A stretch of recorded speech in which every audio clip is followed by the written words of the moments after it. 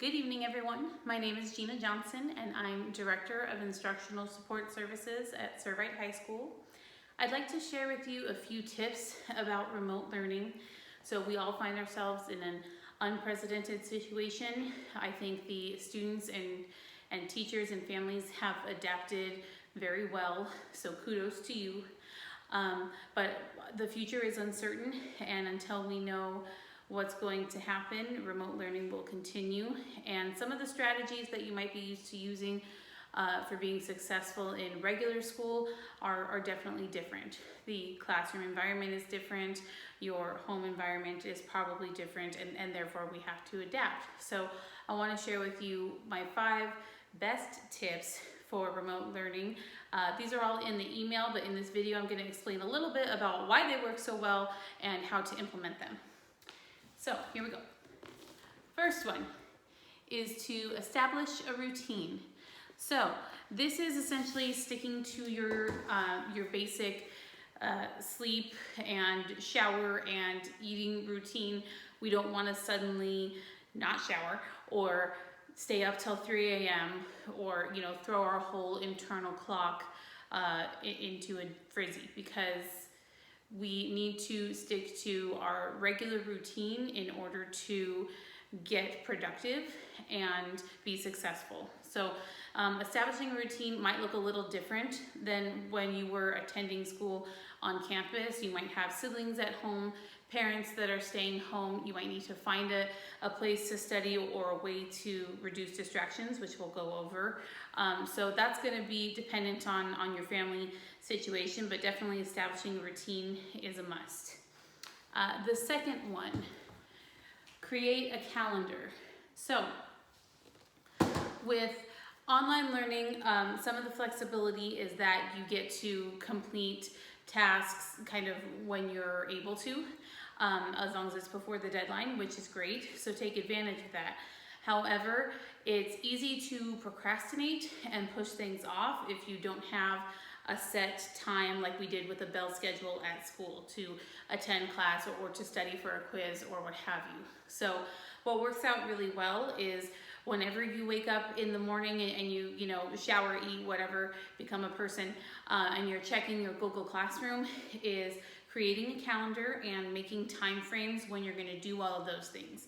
The difficulty that some students have had with online learning is if you have assignment, review questions for chapter 17, you don't just have to create a time to sit and complete the review questions, you also have to create a time to view the lecture video, which could be 20 to 40 minutes, and then you have to set aside time to do the teacher's office hours so that you have that time with the teacher to follow up and review.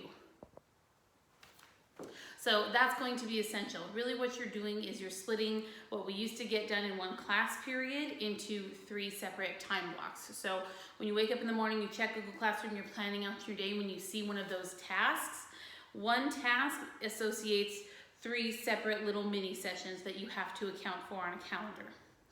Also, it's not super reasonable for a lot of students to expect to sit and work in a focused way from 8 to 3 like they would in school.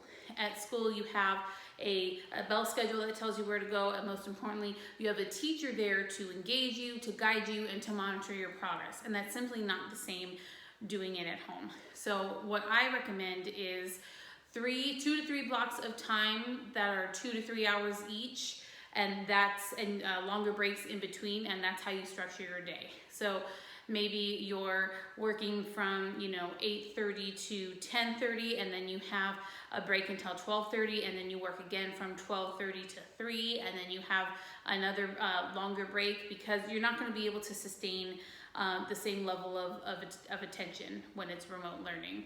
I also recommend, if you're having trouble focusing during that 2.5-hour block, there's something called the Pomodoro method, which basically works with the brain's natural concentration cycles and says to focus on a task for 20 minutes and then take a 5-minute break. So do your theology reading for 20 minutes, take a 5-minute break, and then maybe even come back and work on some math. You don't necessarily get more points for getting through all of one subject first. So switch it up a little, ask different things of your brain, and you can become more engaged that way. But it's definitely, the calendar is an executive functioning task that a lot of students struggle with. So creating a calendar and disseminating those assignments into those 3 separate tasks that they need to follow up with is where students are going to need a lot of support. Okay, tip number 3 is reduce distractions. So I put in one of my wellness videos, there's a Google Chrome download called Citrus. What it does is it will block websites for an amount of time. So if, whatever your biggest time suck websites are, you can say, Citrus, block this during these hours. And if you try to visit that site during those hours, it'll say, aren't you supposed to be working? So that's a really helpful one. I also sent in my other Wellness Wednesday video some YouTube ambient settings and music. Maybe you don't have a dedicated home office space all to yourself. Maybe you're with siblings and parents and are all working from home, and you have to kind of fight to reduce those distractions. That can help. Number 4, this is for the families, is to align expectations. What that means is have a conversation, parent and student, about how often are we checking ARIES, what is the expectation for the maintaining of each grade in each class, what are we looking at as things are working from home. There's a lot of families that have younger children that the high school age students might be helping take care of. We're all home, so there's more chores involved. I feel like I'm cleaning my kitchen top to bottom every single day. So there's a different set of expectations which will interfere with how much work can get done. So have a heart-to-heart discussion and align those expectations so that everyone's on the same page. Tip number 5 is utilize resources. So the first resource I'm going to tell you about is your teacher's office hours in your remote learning management plan.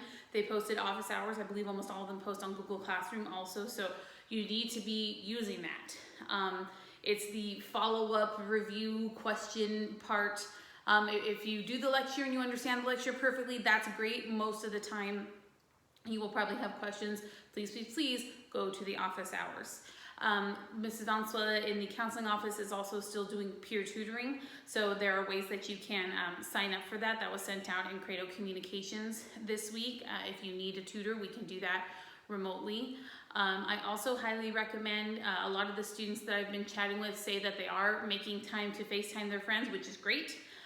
If you're making time to FaceTime your friends, maybe make a study group. Is there someone in class that you're comfortable with, that you're used to turning to and saying, hey, what do you think the teacher meant by this? Or that you might text in the evening, like, do you know if this is due tomorrow or is it Thursday?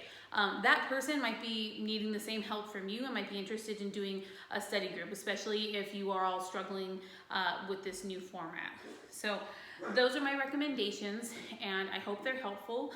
Feel free to reach out to me if you need any help. I have included a sample student schedule in the email. Feel free to tweak it as necessary for your households. My email address is gjohnson@servitehs.org, and thank you so much. Have a great evening.